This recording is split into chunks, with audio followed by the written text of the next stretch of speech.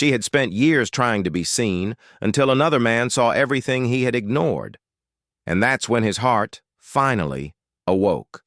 If you like stories like this, don't forget to subscribe to this channel. We post every day. Continuing. The fog covered Silverwood like a protective cloak, isolating the small mining town from the rest of the world. It was one of those places where time seemed to move slower, where traditional families still held their surnames as currency of power. On days like this, with the mist descending through the slopes of the eternally damp pine forests, Helen Miller watched through her bedroom window and felt that the landscape reflected exactly what was happening inside her. A constant imprecision, a limbo between the visible and the hidden. Helen had been educated for this moment since birth.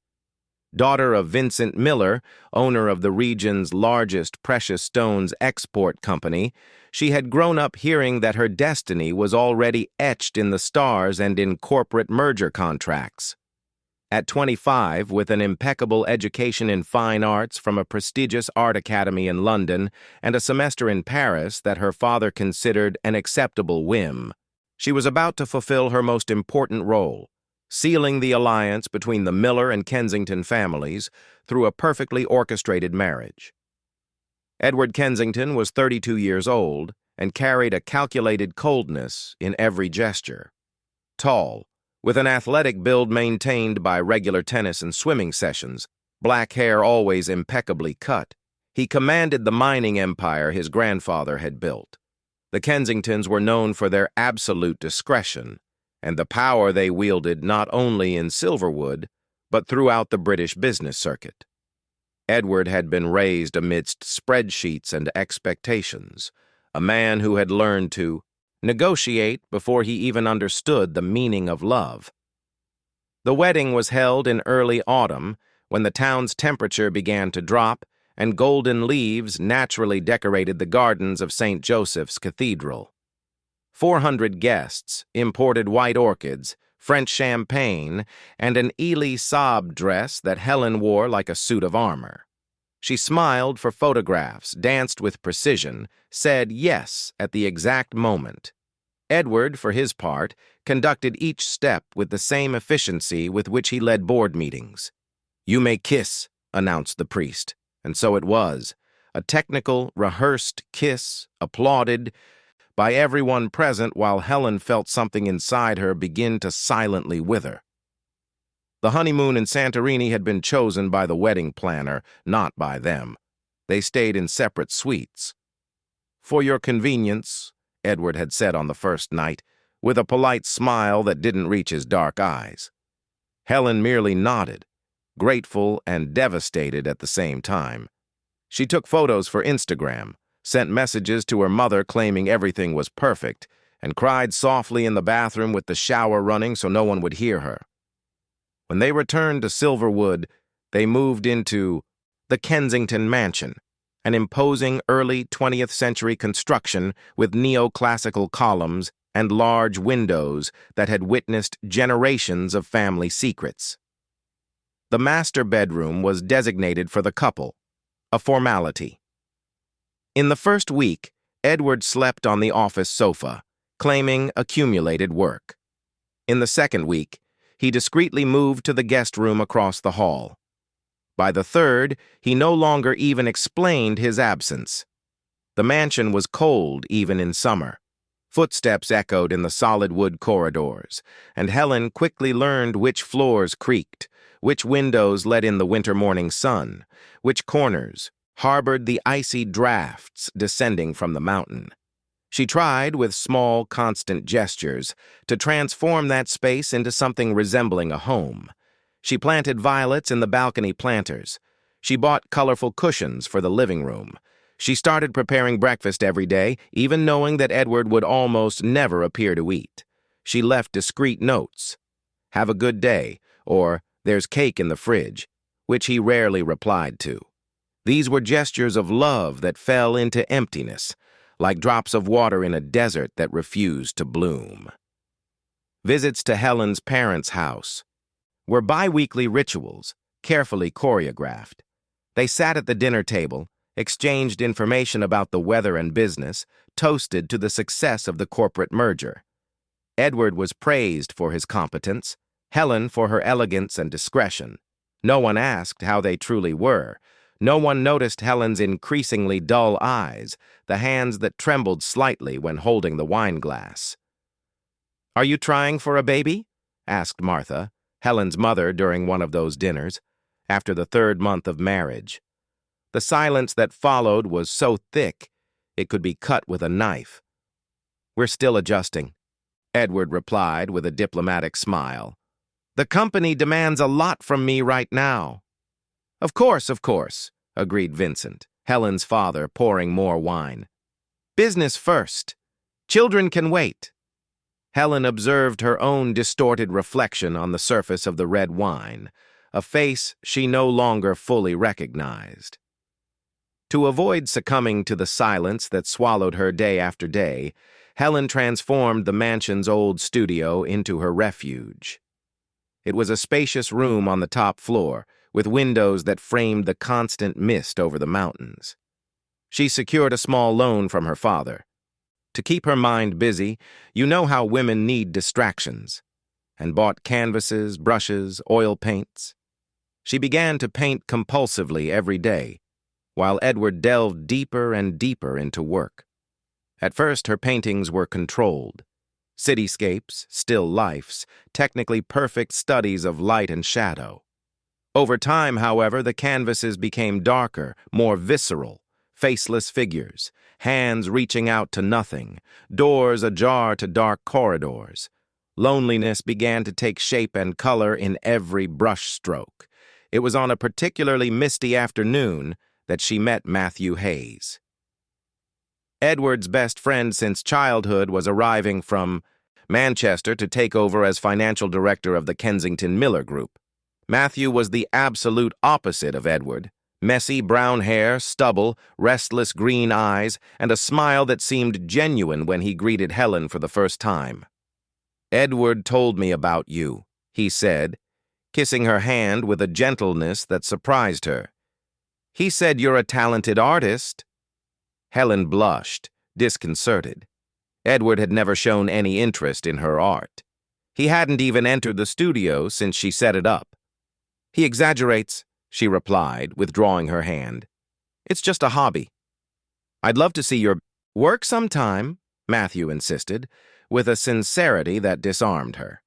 Edward appeared in the hall at that moment, interrupting the conversation. "Come on, Matthew.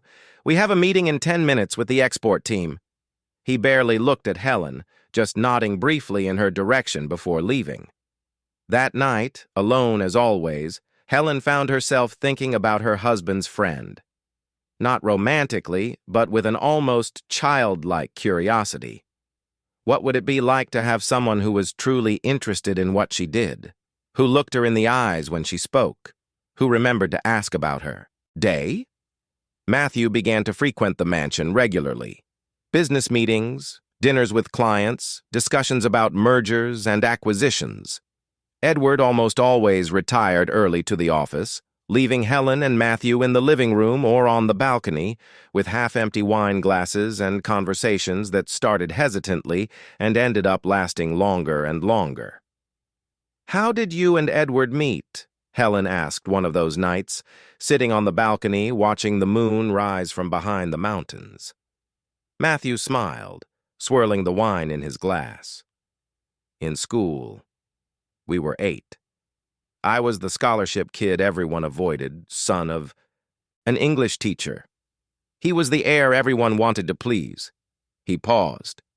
"One day, some boys decided to teach me a lesson for getting better math grades than them. Edward showed up, sent them all away. He never left my side after that." "He protected you," Helen murmured, surprised by this unknown facet of her husband. "He always protects what he considers important," Matthew replied, with a look that made her avert her eyes. "The problem is he doesn't always know what truly matters." On another night, after a particularly silent dinner where Edward had barely touched his food, before excusing himself, Matthew found Helen in the studio.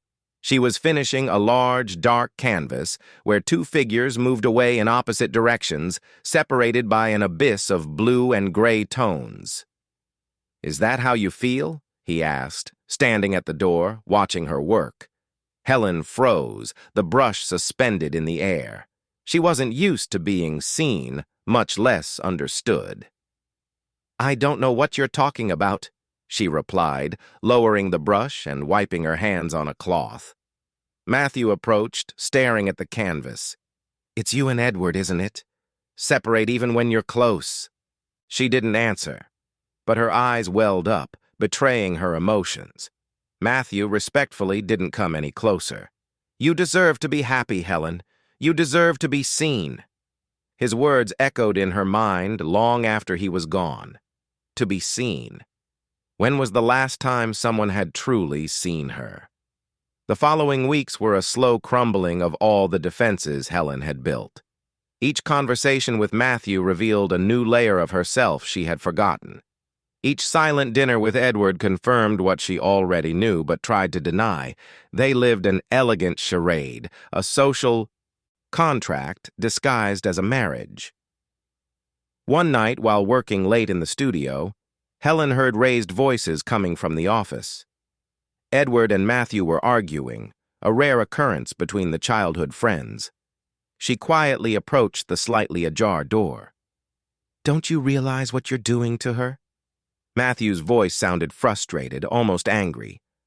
"What am I doing? Giving her everything she needs. A position, stability, respect." "What about what she feels? What about looking at her? Really looking at her?"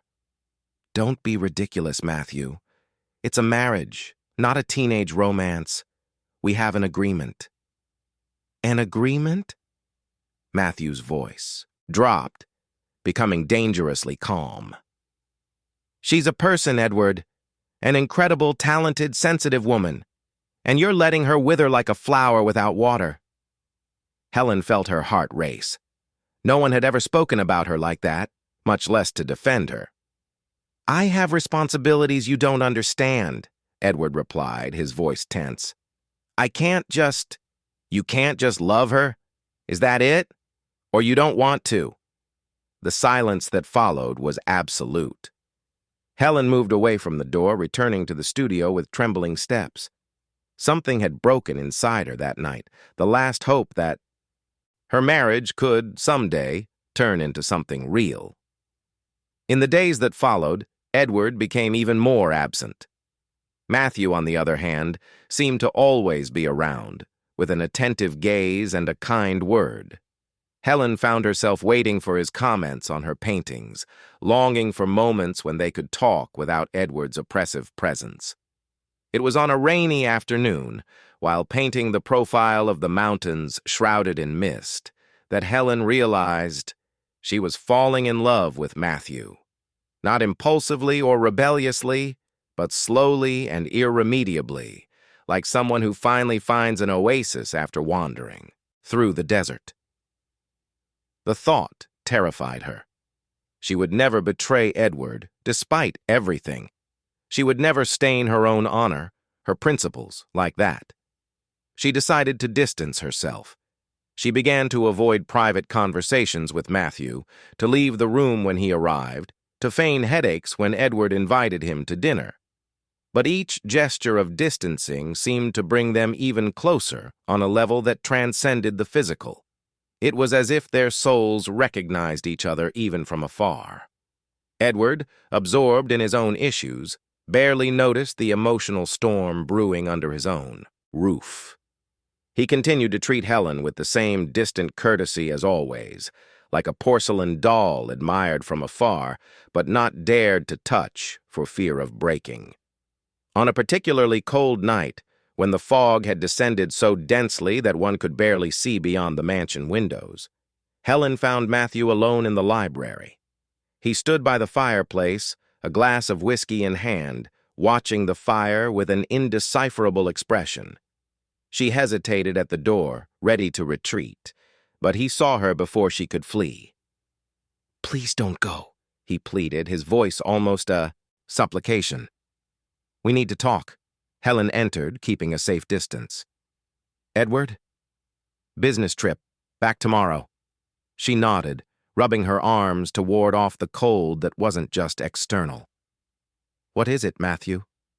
You seem worried."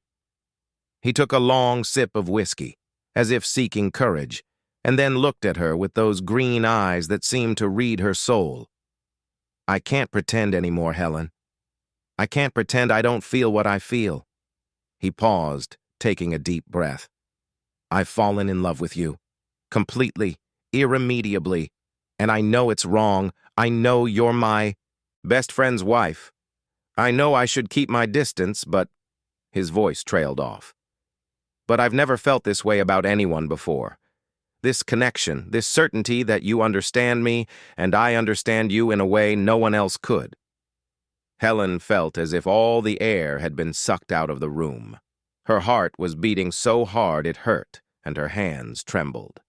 She had mentally rehearsed this moment, feared it, perhaps even secretly desired it. But now that it was happening, she didn't know how to react. "Matthew, Words failed her. "We can't. I'm married. You've been his friend since childhood." "I know." He placed the glass on the table and approached, but maintained a respectful distance. "And I would never do anything to disrespect you. I'm not asking for anything, Helen. I just needed you to know. Because the truth is, you deserve to be loved. Truly. Not as a contract, not as an obligation. As the extraordinary woman you are." A tear escaped, sliding down Helen's face. "Why are you telling me this now?" "Because I'm leaving," he replied with a sad smile. "I asked for a transfer to the London office. I can't stay here seeing you two together, knowing that he doesn't value you as he should and that I would give anything to be in his place." The silence that followed was as dense as the fog outside. Helen felt on the brink of a precipice, divided between duty and desire, between the security of a planned life and the vertigo of a real feeling. "Before I go," Matthew continued, "I'm going to talk to Edward. He deserves to know the truth, even if he hates me for it." "No!" Helen exclaimed, alarmed. "It will—" "Destroy him?" "Perhaps. Or perhaps it will finally make him realize what he's about to lose." Matthew took a step forward, gently taking Helen's hand in his. "If, after our conversation, you decide you want to try to make your marriage work, I will respect that. If you decide you want to be free, I'll be waiting.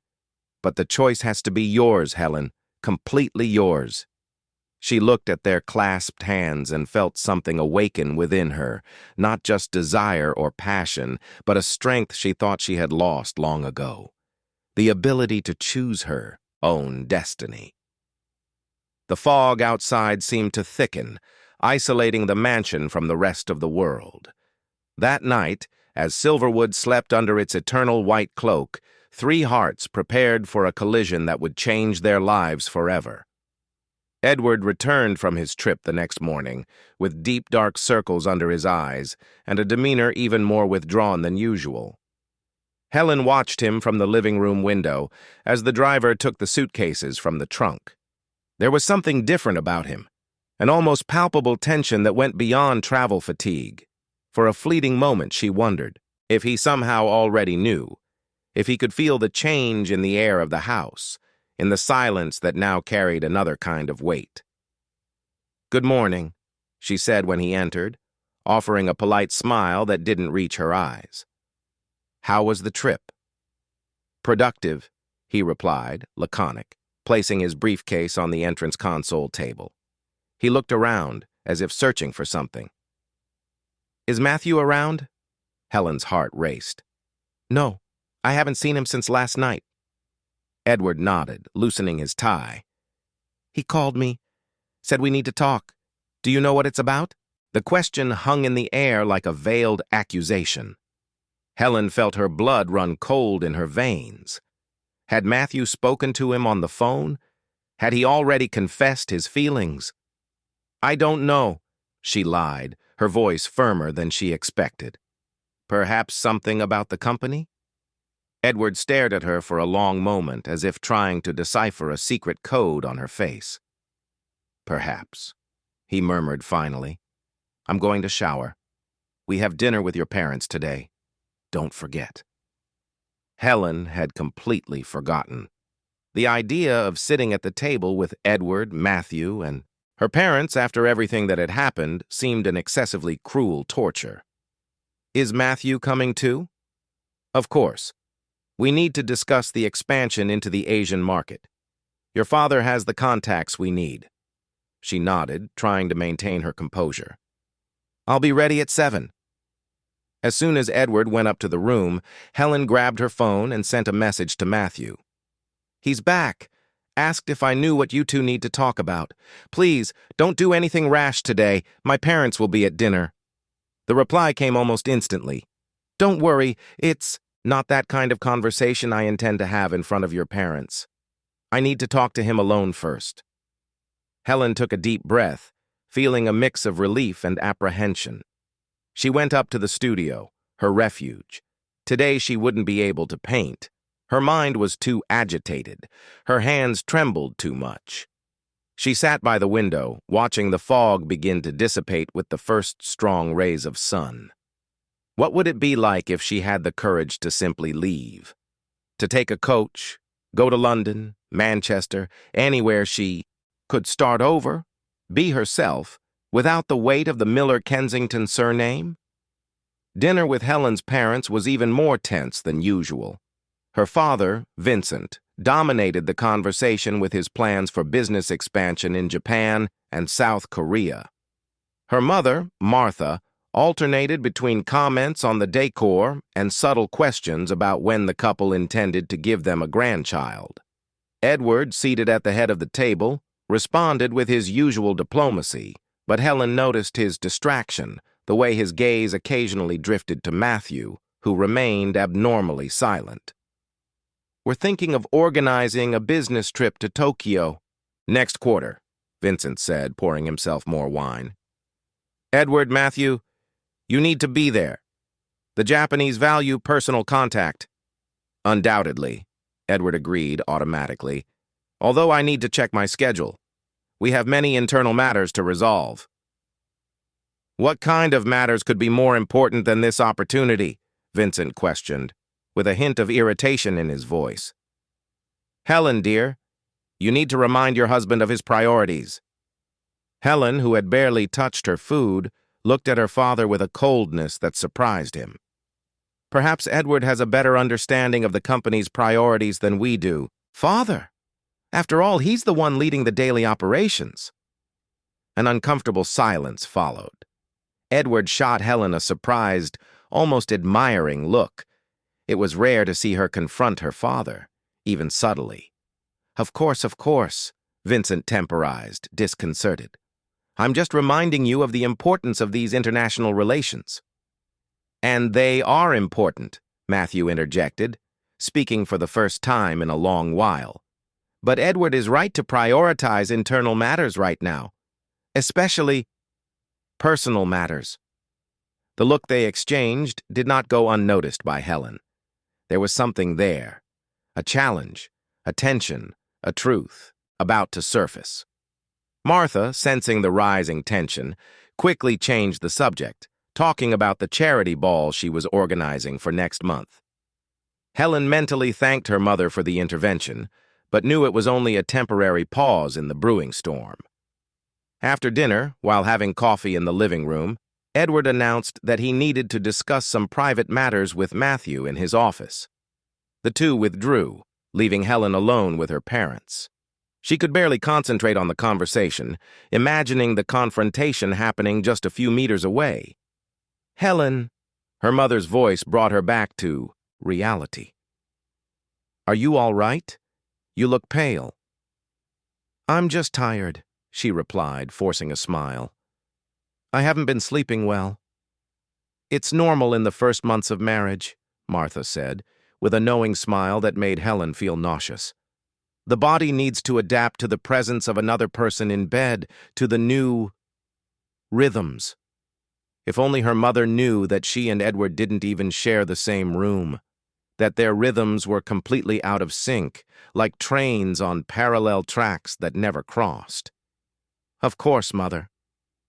In the office, Edward poured 2 fingers of whiskey for Matthew, who remained standing by the window, watching the gardens illuminated by the full moon that was finally breaking through the fog. The silence between them was dense, laden with all the unspoken words over the years. "So," Edward said finally, extending one of the glasses to his friend. "What's so urgent that it couldn't wait until tomorrow at the office?" Matthew accepted the drink but didn't take it. He looked directly into the eyes of his childhood friend, the man he considered practically a brother, and said without mincing words, "I'm in love with your wife." Edward's expression didn't change. Not a muscle in his face moved. Only his eyes darkened slightly, like a sky before a storm. "How long?" he asked, his voice controlled, almost clinical. "I'm not sure. It happened gradually. First admiration, then affection, then—" Matthew paused, searching for the right words. "I didn't plan this, Edward. I never wanted to betray your trust. But I can't lie to you either." Edward took a long sip of whiskey, letting the amber liquid burn his throat before asking, "And Helen?" The question hung between them like a sentence. Matthew knew his answer could destroy decades of friendship, could cost him everything, but he could no longer live a lie. "She didn't do anything, Edward. Absolutely nothing that could stain your honor or hers. But—" Matthew hesitated, knowing the next words would be like daggers. "But there's something between us, a connection I can't explain. And I believe she feels it too." Edward walked slowly to his desk, leaning on it as if he suddenly needed support. His fingers drummed on the dark wood for a few seconds before he spoke again. "Why are you telling me this, Matthew? To ease your conscience? To ask for my permission? To challenge me?" "I'm telling you because you deserve to know the truth, and because—" Matthew took a deep breath, bracing himself for the final blow. "Because if you don't love her, Edward, if you don't see her, don't value her as she deserves, then someone does love her, and will treat her as she deserves to be treated." The whiskey glass flew against the wall, shattering into 1,000 pieces. It was the first time in years Matthew had seen Edward lose control, let the mask of perfect composure slip, revealing the man of flesh and blood beneath the meticulous businessman. "How dare you?" Edward's voice was low, dangerous. "How dare you come to my house, to the table where I share meals with my family, and tell me this?" "Because I'm your friend," Matthew exclaimed, raising his voice for the first time. "Because I've known you since we were children. Because I know that beneath this facade of a perfect businessman, there's still the Edward I knew, who cared, who felt, who protected those he loved." "And is that how you protect those you love? By falling in love with their wife?" "I didn't choose to fall in love with her. Just as you didn't choose not to love her." The words hit Edward like a physical blow. He staggered slightly, as if he had been struck. "Who said I don't love her?" he asked, almost in a whisper. Matthew looked at his friend with a mixture of compassion and disbelief. "You don't need to say it, Edward. It's written in every gesture of yours, in every time you distance yourself from her, in every look you don't give, in every time you leave her dining alone while you work late. You treat her as you treat your properties, with care, with respect, but without passion, without surrender." Edward sank into his chair, his face in his hands. For a long moment, only the ticking of the wall clock filled the silence. When he finally spoke, his voice was laden with an emotion Matthew had rarely witnessed. "I think you're right," he admitted to Matthew's surprise. "I don't know how to love, Matthew. Not like you do. I wasn't raised for it. I was raised to manage, to expand, to conquer. Love was always secondary." "But do you love her?" Matthew insisted, needing to know.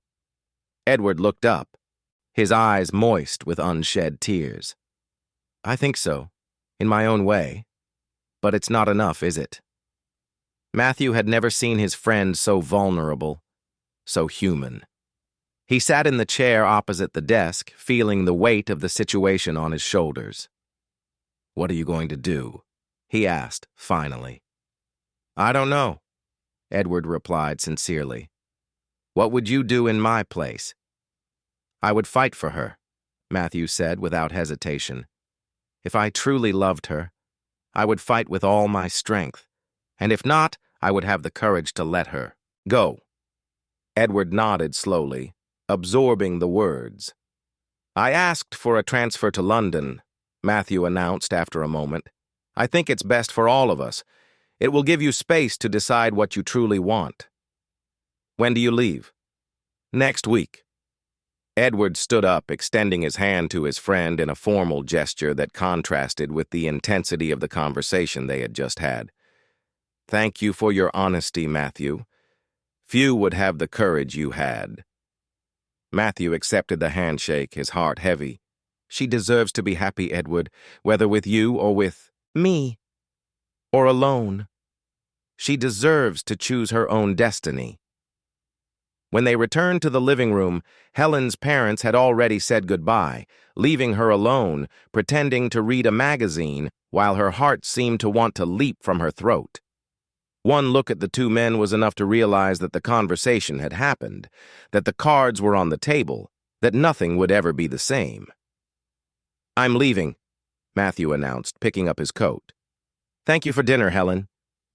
I'll walk you to the door, Edward said, surprising both Matthew and Helen. The two men left, leaving her alone again with her agitated thoughts. When Edward returned several minutes later, Helen was still sitting in the same spot, the magazine forgotten in her lap. He stopped before her, looking at her as if seeing her for the first time. We need to talk, he said with a seriousness that alarmed her. About us, about our marriage. Helen felt a shiver run down her spine. Now? Tomorrow, he replied, seeming suddenly exhausted. I've had a long day, I need to think. But tomorrow, without fail. Will you have lunch with me? The question caught her by surprise. In 6 months of marriage, Edward had never invited her to lunch. Of course, she replied, feeling a strange mixture of fear and curiosity. The next morning, Helen could barely concentrate on anything. She tried to paint, but abandoned the brush after a few frustrated attempts. She walked through the garden, watched the clouds, compulsively checked her phone, but there were no messages from Matthew. Finally, close to noon, she went downstairs to find Edward. To her surprise, he hadn't gone to the office as he did every day. Instead, he was in the kitchen, trying, with evident clumsiness, to prepare lunch. What are you doing? She asked, wide-eyed at seeing him struggling with a pot and some vegetables. Edward looked at her with an awkward smile, something so rare that Helen had to blink to make sure it was real. Trying to make a risotto. It was your favorite dish in university, wasn't it? You mentioned it once. Helen couldn't hide her surprise. She had casually mentioned it at one of the formal dinners early in their engagement more than a year ago. She never imagined he had actually paid attention. Let me help, she offered, approaching cautiously, as if fearing to break this fragile moment. They worked side by side in a silence that, for the first time, didn't feel oppressive. As she sliced the mushrooms, Helen noticed Edward watching her with an expression she had never seen before, a mixture of admiration, curiosity, and perhaps regret. Why did you never show me your paintings? He asked suddenly as he slowly stirred the rice. The question left her speechless for a moment. You never asked to see them. I should have asked, he admitted, lowering his gaze to the pot. I should have asked many things, asked many questions. They ate on the balcony, with a view of the mountains that now appeared clearly under the autumn blue sky. The risotto was far from perfect, but there was something comforting in its shared imperfection. "Matthew told me," Edward said finally, placing his fork beside his plate, "about his feelings for you." Helen felt her heart race. "Edward, I never—" "I know," he interrupted, raising his hand. "He made that very clear. Your honor is intact, Helen. That's not what worries me." "What worries you then?" Edward took a deep breath, as if gathering courage. "He also made me realize something I've been avoiding admitting for months. I haven't been a husband to you, not even a companion. I've been a walking contract." Helen felt tears begin to form, but she held them back. "Why are you telling me this now?" "Because I think I lost you," he replied, with an honesty that disarmed her. "And I only realized how much that matters when Matthew confronted me with the possibility of you finding in someone else what I failed to give you." The silence that followed was laden with all the unspoken words between them for months. "Do you have feelings for him?" Edward asked finally, looking her directly in the eyes. Helen thought about lying, about denying it, about preserving the little that remained of this arranged marriage. But something in the vulnerability of Edward's gaze demanded honesty. "I don't know," she admitted, her voice almost a whisper.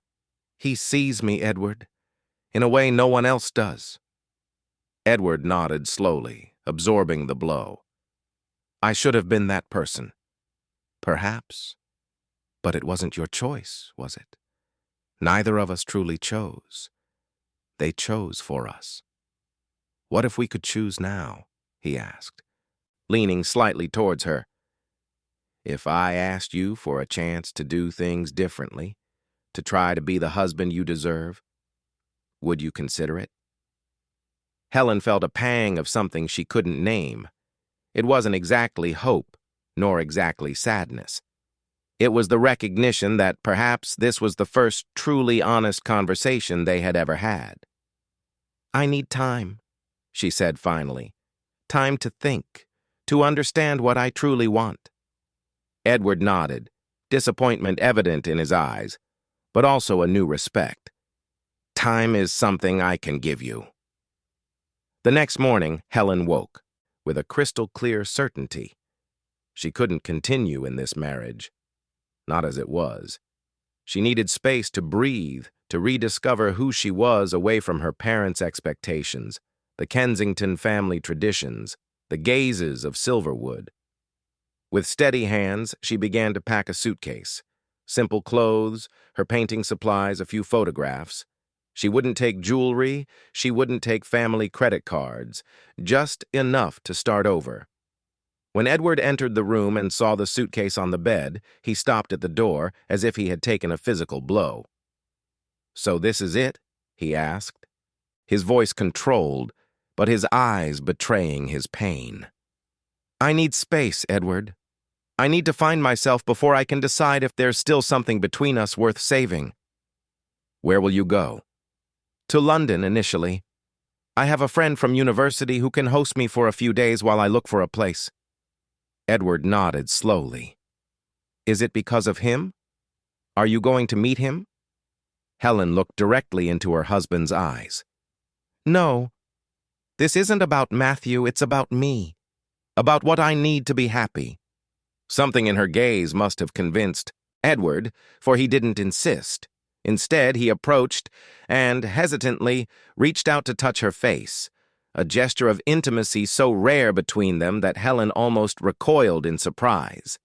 "I always thought I didn't need to say I loved you," he said, almost in a whisper. "I thought it was enough to fulfill my role, to be a good provider, a respectable husband. I was wrong." Helen felt silent tears stream down her face. "Yes, you were. If you decide there's no more room for me in your life, I'll understand.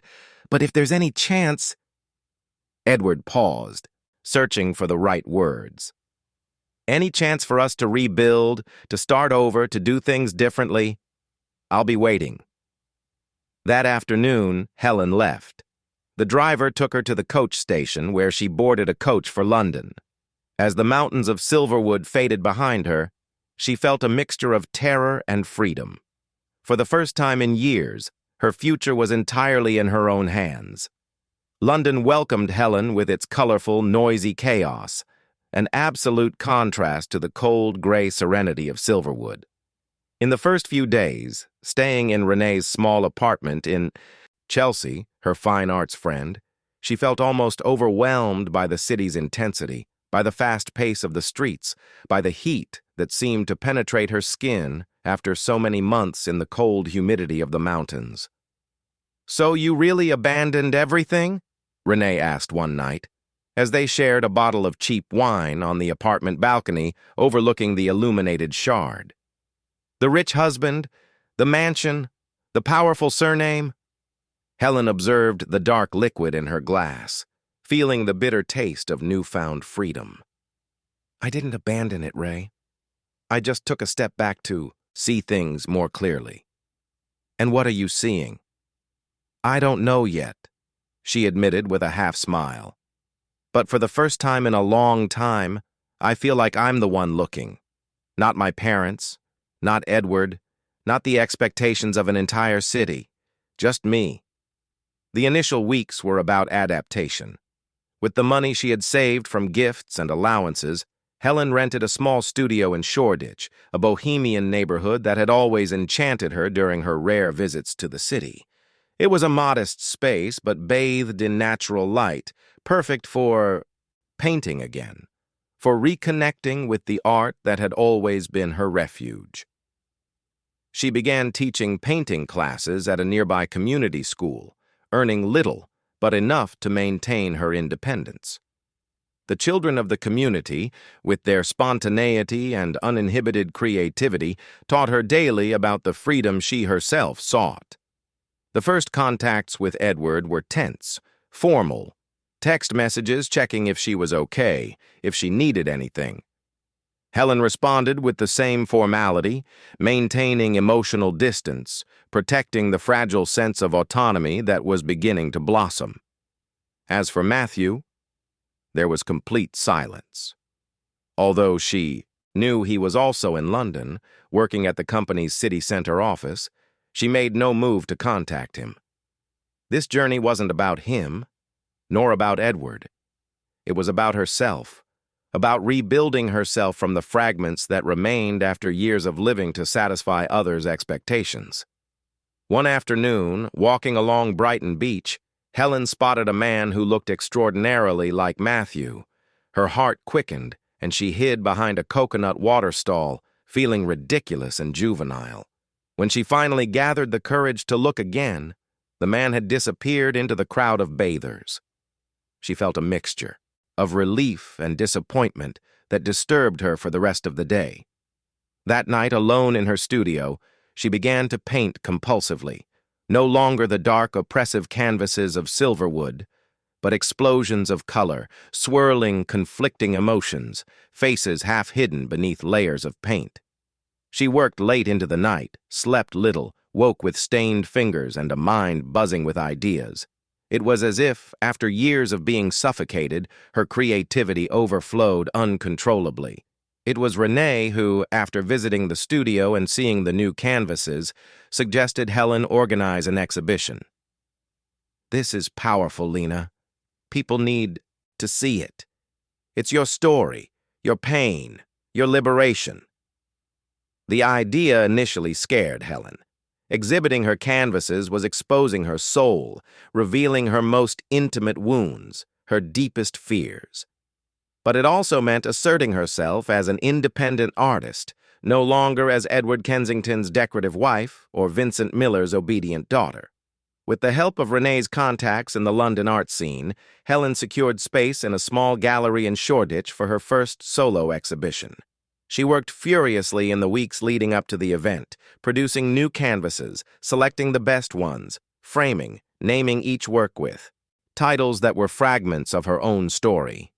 Mist, Silences, The Empty Table, First Flight. On opening night, she dressed simply, a basic black dress, loose hair, a single silver necklace she had bought at a local craft fair. None of the ostentatious jewelry she wore in Silverwood, none of the studied sophistication that characterized the wives of the British high society. She was nervous, her hands slightly trembling as she arranged the final details. "Relax," Renee whispered, handing her a glass of sparkling wine. "Everything is perfect. You are perfect." The small gallery quickly filled. Renee's friends, local artists, some art critics, neighborhood residents. Helen circulated among them with a mixture of pride and vulnerability, listening to comments, answering questions, explaining her technique. It was a strange and wonderful feeling to have her work recognized for itself, not as a hobby tolerated by a powerful family. It was while in the middle of a conversation with an art critic that she saw him, Edward, standing discreetly near the entrance, impeccably dressed in a dark suit, observing not the canvases, but her. Helen felt the air leave her lungs. She excused herself from the group she was talking to and walked slowly towards her husband, feeling her heart pound against her chest. "What are you doing here?" she asked when they finally stood face to face. "I came to see your work," he replied with a sincerity that disarmed her. "I came to see you. How did you know about the exhibition?" "Your father mentioned it. Apparently some of his friends saw the announcement and were surprised." I imagine he wasn't happy. A slight smile crossed Edward's face. Actually, he seemed proud, though he wouldn't admit it.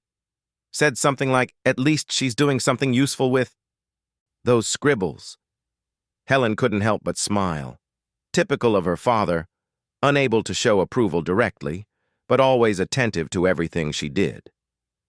"Did you come all the way to London just for the exhibition?" "No," Edward admitted. "I've been here regularly in recent months. We opened a new office in the city center. I'm overseeing the operation." "Oh." Helen felt something strange in her chest. Disappointment?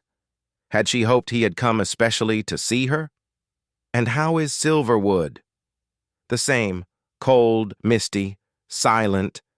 He paused, looking around at the displayed canvases. "Can I see your work? Really see it this time?" There was something different about Edward, a softness in his gaze she wasn't used to seeing, a hesitation in his words that contrasted with his usual assertiveness. Helen nodded and began to guide him through the exhibition, explaining each series, the creative process, the emotions behind each work. Edward listened attentively, asked genuine questions, observed each canvas as if trying to decipher a secret code. Before a particularly dark painting, where two figures moved away in opposite directions under a gray sky, he paused longer. "That's us," he said, not as a question. "That's how I saw us," Helen replied honestly, increasingly distant, even sharing the same space. "And now, how do you see us now?" Helen hesitated. "I don't know. I'm still learning to see things clearly." They continued the tour, the conversation flowing with surprising ease. At the end of the night, when the last guests had left and Renee cast curious glances from the gallery door, Edward finally said what he seemed to have been holding back since his arrival. "I'm proud of you, Helen. Truly. This work is extraordinary. You are extraordinary." The words hit her with unexpected force. Never, in all the time they had been together, had Edward expressed pride in anything she did. She felt tears forming in the corners of her eyes, but held them back. "Thank you," she murmured, her voice slightly choked. "I won't take up any more of your time," he said, stepping back a little.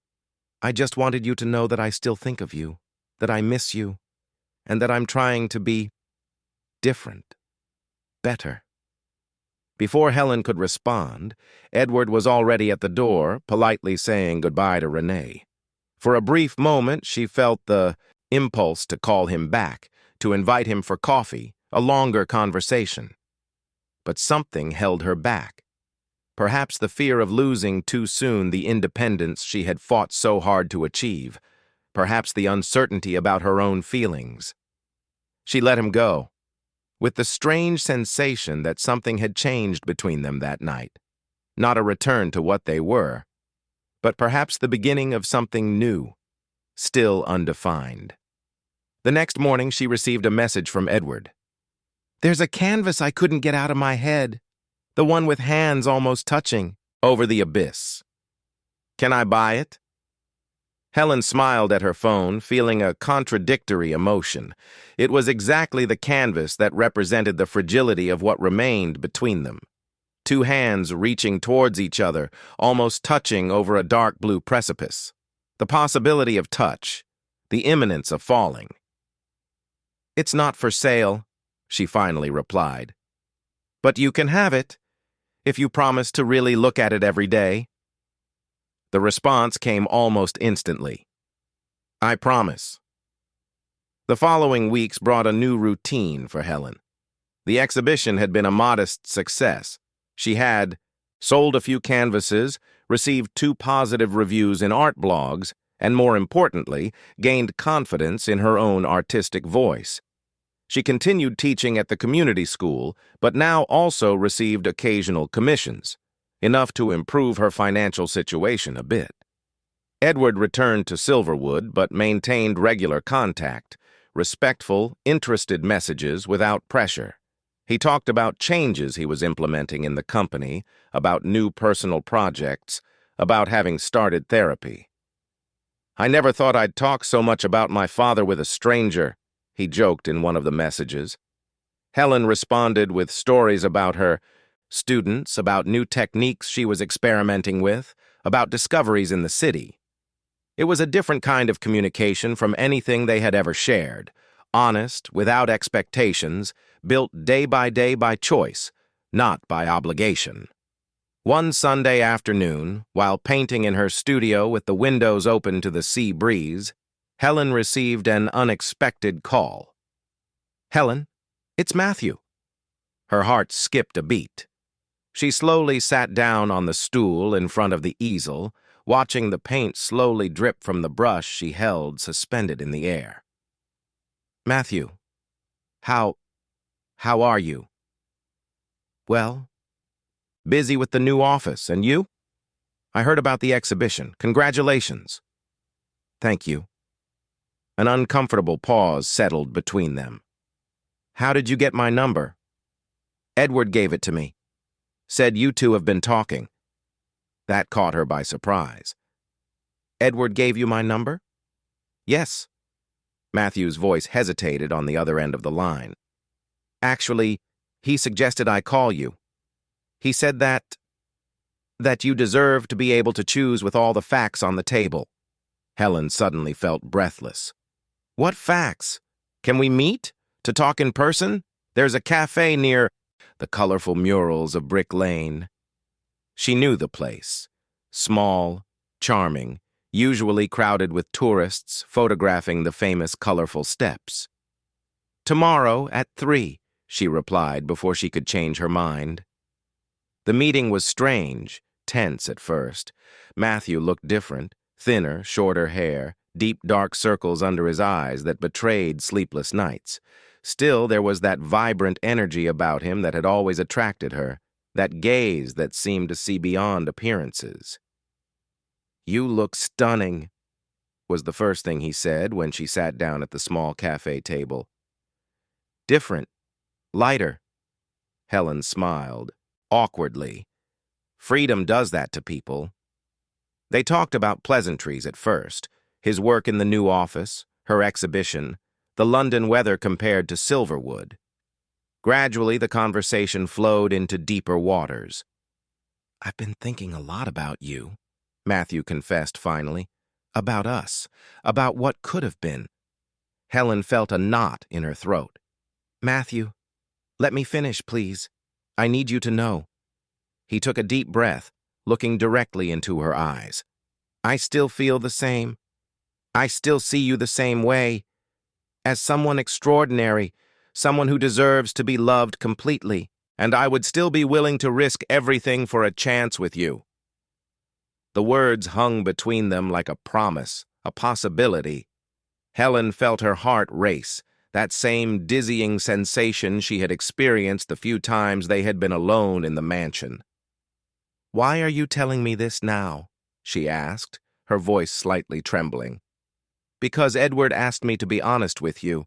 Because he wants you to choose knowing you have a choice." Helen almost dropped her coffee cup. "Edward asked you to tell me this?" Matthew nodded with a melancholic smile. "He's changed." "Helen, I don't know exactly what happened after you left, but something in him broke.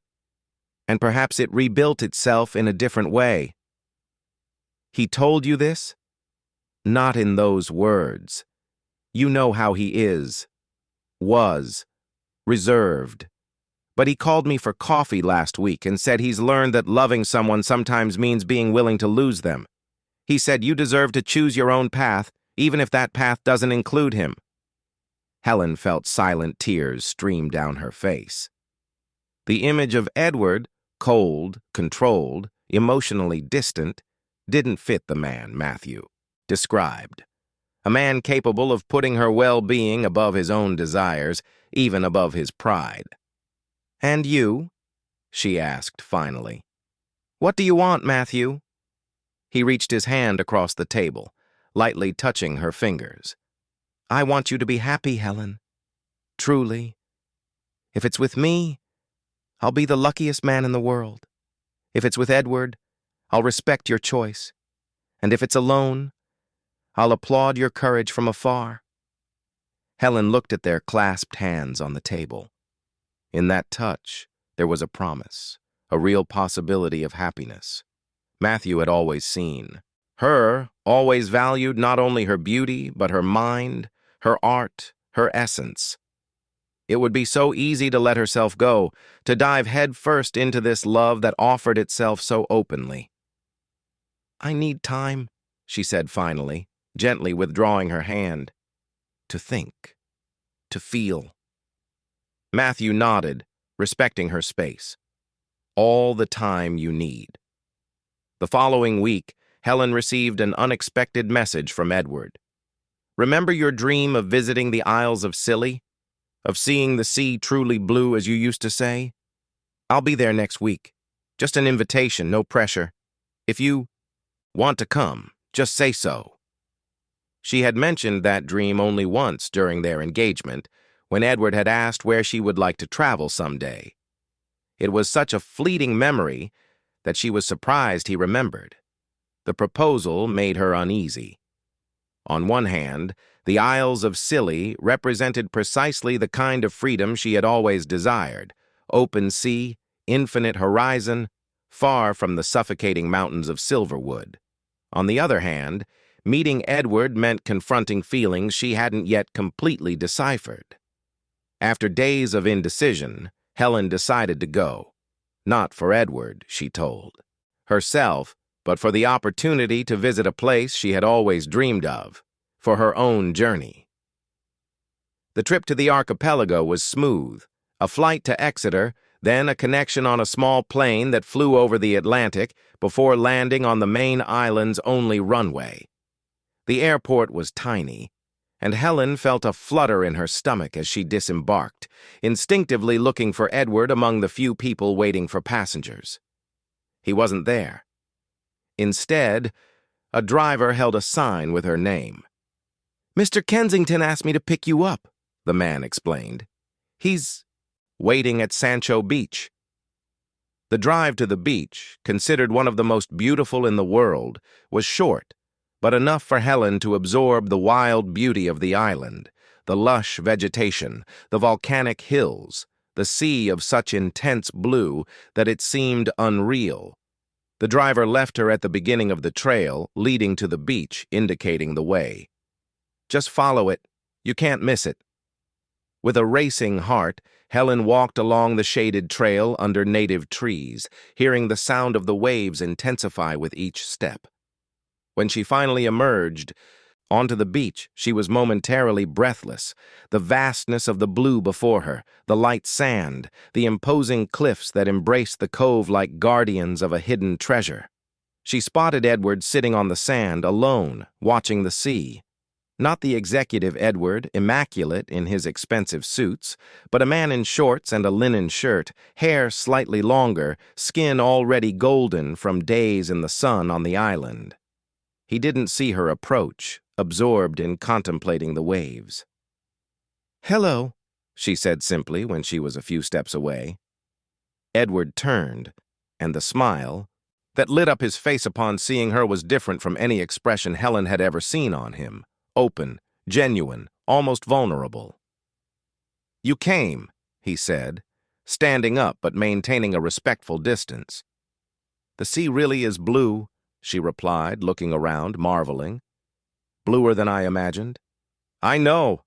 I've been coming every day since I arrived, and I still can't get enough of looking at it."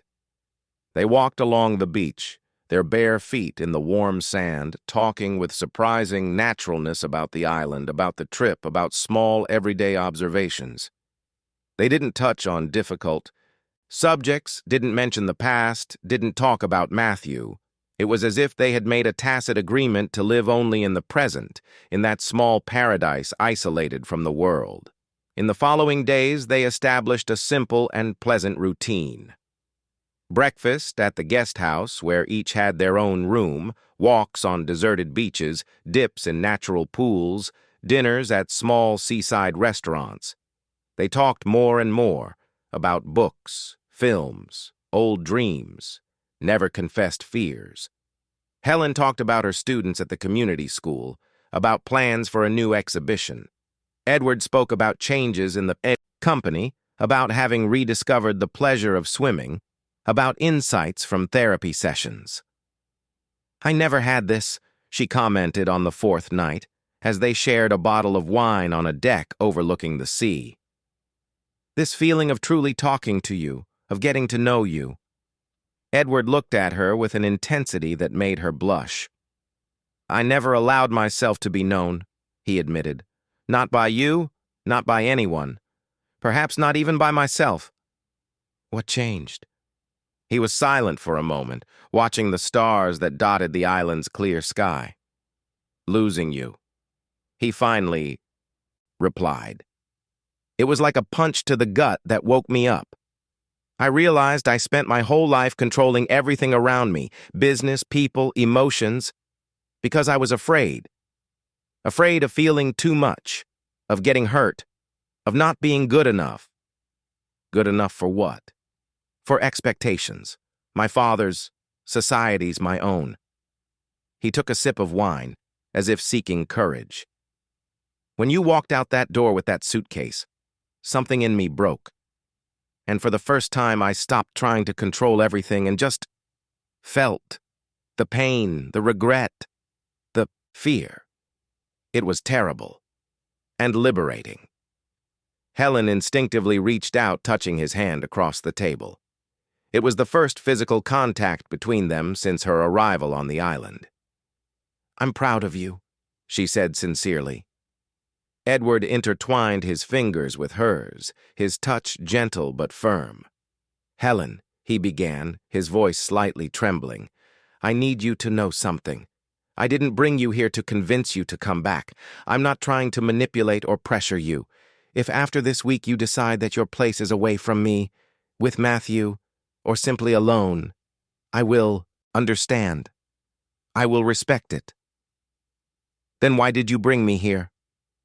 "Because I wanted to show you who I can be, who I perhaps always was, under all the layers of control and fear, so that, whatever your decision, it will be based on everything we are, not just on what we were." Helen felt tears forming in the corners of her eyes. There was so much sincerity in those words, so much vulnerability in that man who had once seemed so impenetrable. "Can I ask you a personal question?" she asked after a moment of silence. "Of course. You and Matthew. Are you still friends?" Edward smiled, a melancholic smile. "We're relearning how to be. It's complicated, as you can imagine, but there's too much history between us to simply throw away. He told me you suggested he call me." "It's true." Edward gently released her hand, picking up his wine glass. I thought you deserved to know you have options, that you don't have to come back to me for lack of alternatives. Helen looked at the horizon, where the starry sky merged with the dark sea. What if I want to come back to you not for lack of options, but by choice? The question hung between them, laden with possibilities. Edward looked at her, his eyes shining in the candlelight. In that case, he replied in a low voice, I would be the happiest man in the world. But this time, we would do things differently. No arrangements, no external expectations, no roles to fulfill, just us, building something real, day by day. On their last night on the island, they walked along Lion Beach to watch the sunset. The sky was painted pink and orange, reflecting in the calm waters like a moving painting. Sitting side by side on the sand, in contemplative silence, Helen felt a certainty grow within her, not a certainty imposed by others, but a truth emerging from her own heart. Edward, she called softly. He turned to her, his face golden in the twilight. Can I touch you? She asked, reaching out her hand towards him. The question, so simple and yet so laden with meaning, made his eyes well up. He nodded silently, unable to speak. Helen moved closer, gently touching his face, tracing the contour of his jaw with tender fingers. It was strange to think that after months of marriage, this was one of the most intimate gestures they had ever shared. I want to try, she whispered. Not to go back to what we were, because what we were was never real, but to build something new, something of our own. Edward covered her hand with his, turning his face to kiss her palm, a gesture of reverence that made Helen's heart race. I love you, he said, the words coming out like a long-held confession. No manual, no contract, just love. The kiss that followed was how a first kiss should be, soft, exploratory, laden with promises. Not the technical, cold kiss at the altar, but a true encounter between two people who finally saw each other completely.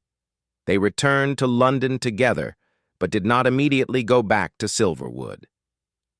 Edward rented an apartment in the same neighborhood as Helen, respecting her need to maintain her own space.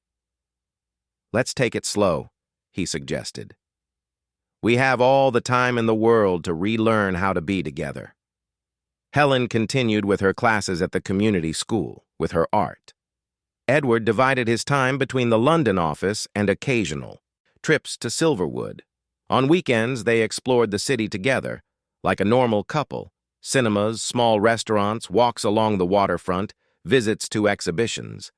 Intimacy grew between them naturally, without pressure, each touch, each kiss, each shared night a conscious choice, not an obligation. One Sunday afternoon, 3 months after the trip to the Isles of Scilly, Helen was painting on Edward's apartment terrace when he arrived with coffee and cheese bread. He watched her work for a few minutes before approaching and hugging her from behind, resting his chin on her shoulder. What are you thinking about? He asked, noticing her thoughtful expression. Helen turned in his embrace, looking him in the eyes. Babies, she replied simply. Edward blinked, surprised. Babies? Yes. About what it would be like to have one. Ours. She paused, nervous about her own boldness. I know it's early, that we're still rebuilding, but I've been thinking... He silenced her with a soft kiss. I've been thinking too, he admitted. Not because our parents expect it, not because it would be good for business, but because it would be a part of us. A family we would build our own way. 2 months after the pregnancy announcement, Helen appeared on the terrace with a pregnancy test in her hands, her heart beating so hard it felt about to burst. Edward was watering the plants they had bought together, a small collection of succulents that symbolized their new beginning. Edward, she called, her voice trembling with emotion. He turned, saw the test in her hands, and knew immediately. The watering can fell to the ground, forgotten, as he approached with hesitant steps, as if fearing that moment was a dream from which he might wake. "It's positive?" he asked, his voice almost a whisper. Helen nodded, tears streaming freely down her face. Edward enveloped her in an embrace as gentle as it was firm, lifting her slightly off the ground in his euphoria. "Now we are 3, he said, his voice choked with emotion. "And we no longer have to choose whether to love. We are already doing it, one day at a time." Helen rested her head on his chest, listening to the accelerated beats of his heart, feeling the warmth of his arms, the security of his embrace. She closed her eyes, letting herself be enveloped by that certainty growing within. Love was not a contract. It was not an obligation. It was a daily choice, a commitment renewed every morning. 2 months after the pregnancy announcement, Edward suggested they visit Silverwood. "To tell our parents personally," he explained, "and for you to get a few more things from the studio, if you want." Helen hesitated. The idea of returning to that town, to that house, brought conflicting memories, but she nodded. It was time to face the past, to truly embrace the future. The town was as always, enveloped in its eternal fog, the imposing mountains embracing, the stately homes like silent guardians of ancient secrets. But this time, upon entering the Kensington mansion, Helen did not feel the usual chill run down her spine. It was just a house now. Imposing, yes, but without the power to oppress her. In the studio, now covered by a thin layer of dust, she found the unfinished canvas she had left behind. 2 distant figures, separated by mist. She smiled at seeing it, recognizing the pain that permeated each brushstroke. She wouldn't take it back to London. That phase of her life was over. Instead, she began to separate the materials she still wanted. Some special brushes, imported paints, technique books she loved. Edward helped her silently, respecting her space, understanding the importance of that moment of transition. "Remember the first time Matthew came here?" she asked suddenly, handling a particularly fine brush she used for delicate details. "It was the first time someone really asked about my art. About me." Edward nodded, without jealousy or resentment. "He was always better than me at that, at truly seeing people." "You're learning," Helen replied with a soft smile. "We're both learning." That night, after dinner with her parents and Edward's, a surprisingly pleasant event where the news of the pregnancy was met with genuine happiness, they took one last stroll through the mansion gardens. The fog had temporarily dissipated, revealing a starry sky rarely visible in Silverwood. "What will happen to this house?" Helen asked, looking at the imposing building that had once been her golden cage. "I was thinking of selling it," Edward replied, intertwining his fingers with hers. "Starting from scratch in London, or wherever you want." Helen considered the idea for a moment, observing the mansion's silhouette against the night sky. "Or we could transform it," she suggested. "Make renovations, open up spaces, let in more light. Make it a place where our child can run freely, where we can spend seasons whenever we want, not out of obligation."